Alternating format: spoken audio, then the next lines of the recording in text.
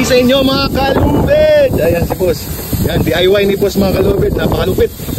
Ginamitan lang ng karton kasi wala kami, hindi napipit yung panel namin dito mga kalubid, yung imbudo. Ang ginawa ni boss, naglikit siya ng karton. Ayan, napakalupit. So nagtitrain kami ng gear oil ng gangway. Ito yung gangway namin mga kalubid. So good day Karting Pilipino mga kalubid. Ayun mga kalubid, para totally drain mga kalubid, ginamitan namin ng carry.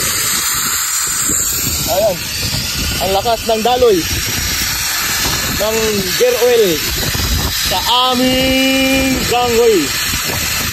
Nag-change oil muna kami, 6 months wala na kaming change oil. Parang ano namin, juga, wala, hindi pa naka-change oil. Yan mga kalubid, oh, double purpose drain and ano, yung budo. Yung ginagamit namin yung budo, papel. Kasi tayo ano eh. Hindi nag-fit yung mga panel namin, mga imbudo dito mga kalubid. Hindi man sabihin to, kasi yung gasket. Wala na.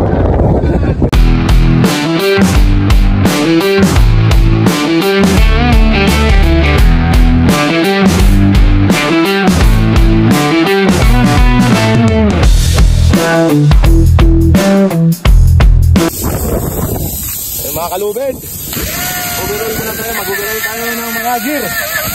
Palitan natin ng gear oil. Palitan natin ng gear oil kasi sobrang luma na.